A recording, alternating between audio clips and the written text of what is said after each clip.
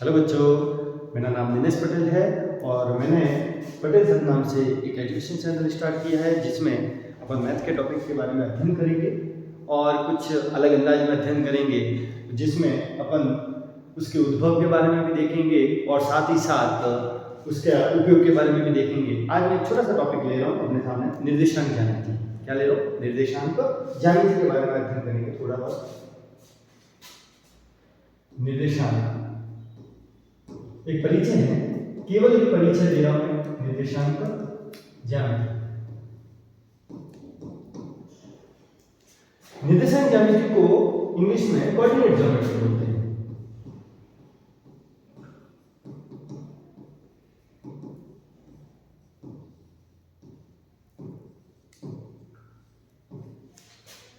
Coordinate geometry मैं इसको थोड़ा सा डिस्क्राइब करूं तो आप देख रहे होंगे कि निर्देशांक चीज अलग है, ज्यामिति चीज अलग है। ज्यामिति जो आप देखते हो, ज्यामिति आकृतियां, त्रिभुज, वृत्त, ऐसे। तो निर्देशांक जो निर्देशित करने वाले अंक होते हैं, ये दोनों आपस में जुड़े कैसे, क्या बात हुई, तो इसके बारे में थोड़ा सा विस्तृत में व्याख्या करूंगा ताकि आपको उसके बारे में पता चले कि ये एक साथ कैसे हुए। तो मैं इसको दो भागों में तोड़ रहा हूं। एक है निर्देशांक और एक शब्द है मेरे पास ज्यामिति।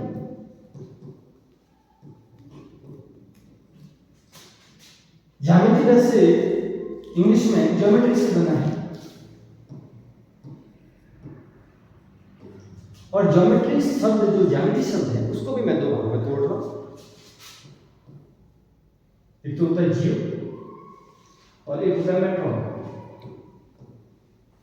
जीव का मतलब होता है पृथ्वी और मेट्रॉन का मतलब होता है माप। पृथ्वी के माप से संबंधित है, तो ये मैंने इसको केवल नाम को मैंने तोड़ा है। आपके मन में ख्याल आया होगा कि ज्यामिति आखिर में क्या, किसने पता लगाया होगा स्टार्टिंग में कि ये ज्यामिति है। तो मैं कुछ विकास के बारे में लेके जाता हूँ कि स्टार्टिंग कहाँ से हुई है। तो मैं देख रहा हूँ इसका विकास जो हुआ है, विकास इसका होता है 3000 ईसा पूर्व।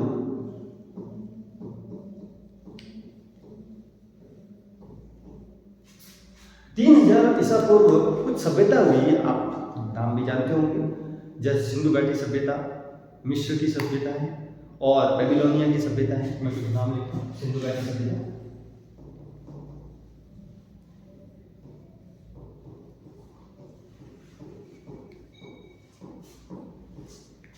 बेबीलोनिया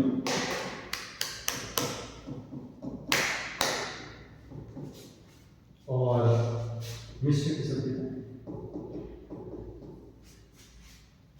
तो सर कि यहाँ पर कैसे ज्यामिति के बारे में आप कह रहे हो कि विकास स्टार्टिंग में यहाँ से हुआ, तो आपने इतिहास में पढ़ा होगा कि सिंधु घाटी सभ्यता में जब आप 9th 10th में पढ़ा होगा तो सिंधु घाटी सभ्यता में जुते हुए खेत मिलेगा। जुते हुए खेत जो इस प्रकार से आयताकार आकृति में है, तो कुल मिला के ये बात तो पता चलती है कि वो ज्यामितीय आकृतियों से परिचित तो थे, आयताकार आकृतियां दिख रही है। फिर मिस्र घाट जो सभ्यता है, मिस्र में की सभ्यता में ये पिरामिड बने हुए ऐसे पिरामिड बने हुए हैं। तो पिरामिड जो बने हुए हैं दिख रहा है त्रिभुजाकार आकृति के हैं और चतुर, ये वो 3D में है, ये मैं 2D में बता रहा हूँ। दूर से देखने पर अपन को ये ऐसा लगता है त्रिभुजाकार शेप में है। इसके अंदर जो ब्लॉक लगे हुए थे, पत्थर लगे हुए थे, वो पत्थर क्यूबाकार घन आकार के और घनाभ आकार के लगे हुए हैं। तो इससे भी पता चलता है कि वो ज्यामितीय आकृतियों से परिचित थे। फिर इन पत्थरों को जहां से खुदाई करके लाया गया होगा, वो जब उनको कहीं किसी लॉरी या वगैरह किसी वाहन में लाया गया होगा, उनके पहिए जो थे वो वर्ताकार थे। मतलब ये बात तो तय है कि प्रारंभ में जो सभ्यता हुई है, स्टार्टिंग में जो उनके जो सभ्यता हुई है, तो उन सभ्यताओं से मिले अवशेष के आधार पर ये तो पता लगाया जा सकता है कि वो लोग ज्यामितीय आकृतियों से परिचित थे। लेकिन जो इसका जो व्यवस्थित विकास होता है ज्यामिति का, व्यवस्थित विकास का जो श्रेय दिया जाता है अपन जो यूनानी दार्शनिक और गणितज्ञ हुए हैं, यूक्लिड, उनको जाता है। मैं व्यवस्थित विकास के बारे में बताता हूं।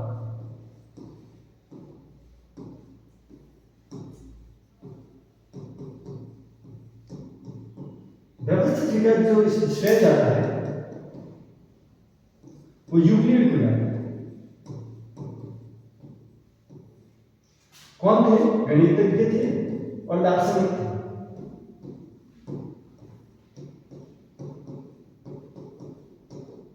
आपने साइकोलॉजी में पढ़ा होगा कि पहले दर्शन शास्त्र आया, फिर गणित को जोड़ा गया।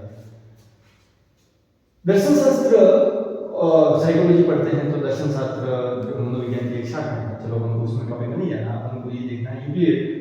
फिर उन्होंने एक पुस्तक लिखी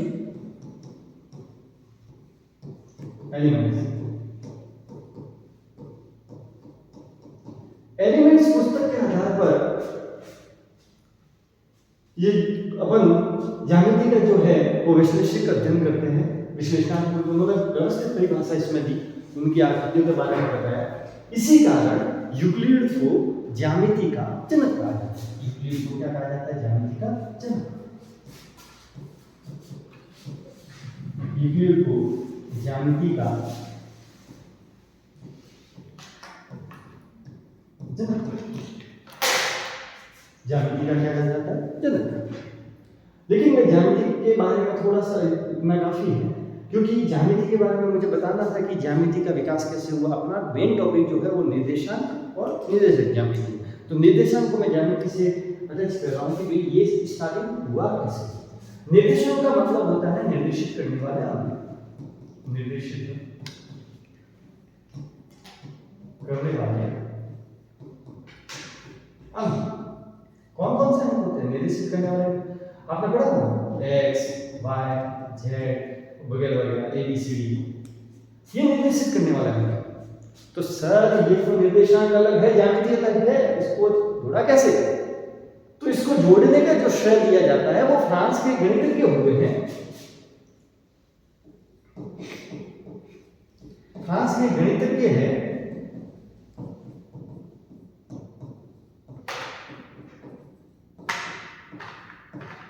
कौन? रेने डेस्कार्tes। रेने डेस्कार्tes। रेने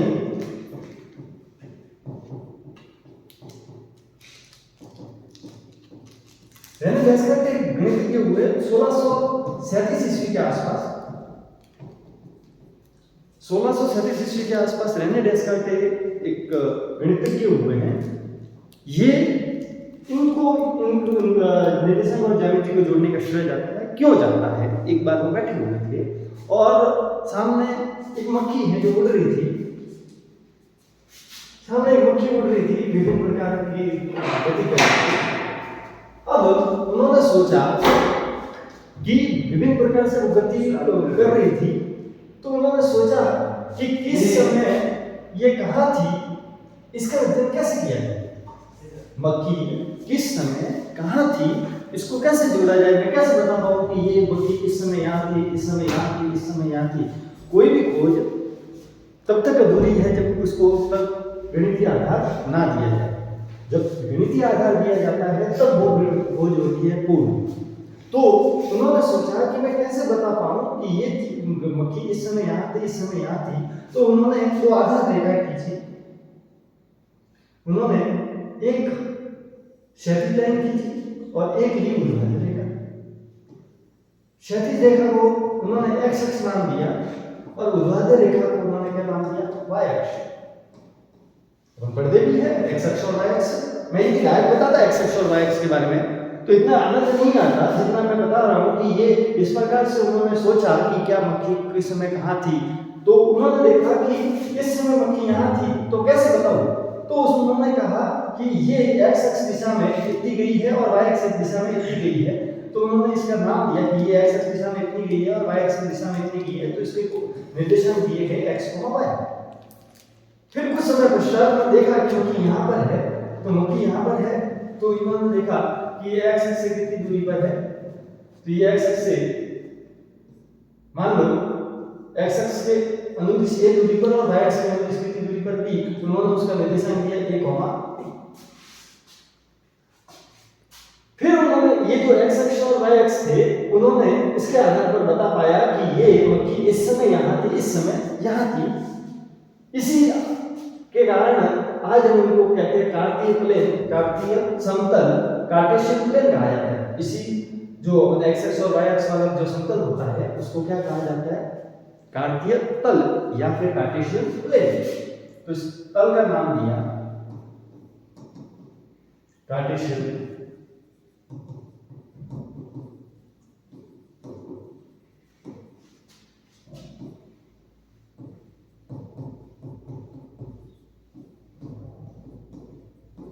कार्तीय समतल।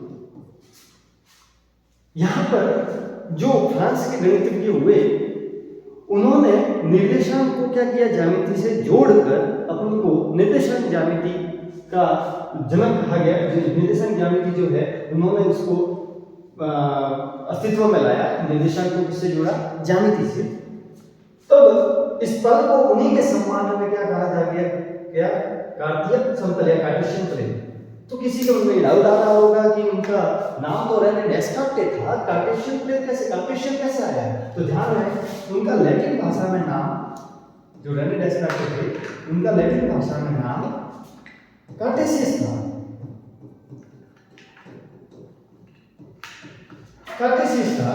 इसी कारण उन्हीं के सम्मान में इस प्लेन को क्या कहा गया? कार्टेशियन प्लेन कहा गया।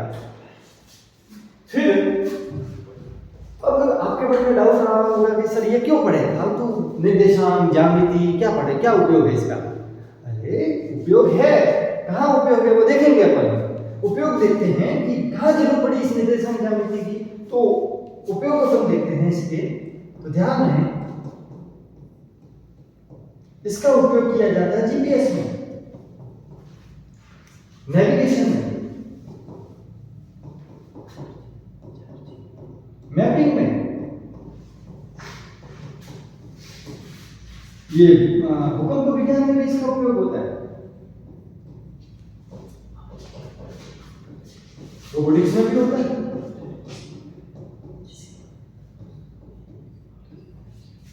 अब आप कहोगे सर नाम तो लिख लीजिए, समझाओ कैसे उपयोग होता है। तो समझते हैं जीपीएस में कैसे। तो आपने देखा होगा मूवियों में इस प्रकार से कोई चोर चोरी करके भागता है तो उसकी लोकेशन को ट्रेस करते हैं, और लोकेशन को ट्रेस इस प्रकार से करते हैं, आपने देखा होगा मूवियों में। यहां पर एरो चल रहा होता है, एरो चल रहा होता है, वो बताता है कि ये एक्स एक्स और ये वाई एक्स इतनी दूरी पर इस दिशा में है, और यहाँ लोकेशन ट्रेस होती है कि यहाँ पर दिख रहा है। तो ये मूल माना है उन्होंने। जैसे जयपुर की बात करें तो जयपुर में आधारित मान लो पावटा ले लिया, तो बताते हैं कि पावटा के हॉरिजॉन्टल और क्षैतिज और ऊर्ध्वाधर, हॉरिजॉन्टल और वर्टिकल में किस दिशा में दिख रहा है वो, तो पता लगता है कि वो चोर यहाँ पर दिख रहा है, तो उसका पता लगाया जाता है। नेविगेशन में भी इसका उपयोग होता है, भूकंप विज्ञान में भी होता है। कैसे होता है? भूकंप विज्ञान में आपने देखा होगा कि भूकंप की तीव्रता देखी जाती है कि इस समय मान लो एक भूकंप की तीव्रता यहाँ देखी, फिर यहाँ देखी, फिर यहाँ देखी। यदि इस साइड में भूकंप की तीव्रता बढ़ रही होती है और फिर धीरे धीरे देखा कि घट रही है, तो एक समय ऐसा आया था कि यहाँ पर भूकंप की तीव्रता बढ़ी हुई थी, फिर ऊपर से यहाँ से भी देखा जाता है कि यहाँ कम है, फिर धीरे धीरे कम है, कम है, कम है, और यहाँ आने पर बढ़ रही है, और इस साइड में ऐसे करने पर यहाँ बढ़ रही है। तो ये देखा जाता है कि यहाँ पर भूकंप का केंद्र है और यहाँ से भूकंप का क्या हुआ? उद्गम हुआ। तो डेली लाइफ में भी इसका उपयोग है निर्देशांक ज्यामिति। सबसे बढ़िया एग्जांपल है आपके घर का, यदि आप कोई ऑनलाइन ऑर्डर करते हो, तो ऑनलाइन ऑर्डर करते हो तो आप ऐसे कहते हो मेरे घर पे लेके आ जा, और उसको कैसे पता चला आपके घर का एड्रेस? तो कुछ तो देना पड़ेगा। तो आप बताते हो कि मान लो पावटा है, पावटा के पीछे गली नंबर 4 है, तो गली नंबर 4 आपने क्या किया? ये पावटा जो है वो मूल बिंदु है, यहाँ से आपने बताया कि मैं यहाँ से इस साइड में गली नंबर 4 करता हूँ, मतलब उसको आपने आधार दे दिया कि यहाँ पर तो आना ही है, उसके आधार पर मैं इस लोकेशन पर रहता हूँ। ये भी तो निर्देशांक किया, आपने उसको निर्देशित ही तो किया है। निर्देशित किया है कि यहाँ से मैं इतनी दूरी पर रहता हूँ, इस साइड में रहता हूँ। तो जैसे मैं ये कहूँ कि मान लो पावटा यहाँ पर है और गली नंबर 4 ये है, तो मैं यहाँ पर जाऊँगा तो इसको मैं एक्स एक्स मान लूँ, एक्स एक्स मान लूँ, तो फिर से मैं ये इसके निर्देशांक क्या होंगे? 4 5। कुल मिला के डेली लाइफ में भी निर्देशांक ज्यामिति का उपयोग है, और रोबोटिक्स में भी होता है, और जीपीएस में भी होता है, उपयोग है, लेकिन अपन उससे परिचित नहीं है। मेरा मेन मकसद था कि आपको उसकी स्टार्टिंग के बारे में भी बताऊं और उपयोग के बारे में बताऊं, ताकि गणित को उस पढ़ने में आपका क्या हो, रुझान हो, आप उसको इंटरेस्ट से पढ़े। यदि ये केवल मेरा एक टॉपिक है, निर्देशांक ज्यामिति से परिचय, एक छोटा सा टॉपिक है। मैंने यहाँ पर तो निर्देशांक ज्यामिति स्टार्ट नहीं की है, उसके बारे में एक बेस बताया। यदि बेस आपको अच्छा लगा हो, यदि आपको मेरे पढ़ाने का तरीका अच्छा लगा हो, तो आप इसको लाइक करें, शेयर करें और अपने दोस्तों के साथ जरूर शेयर करें ताकि उनको भी उसका फायदा मिल सके। धन्यवाद।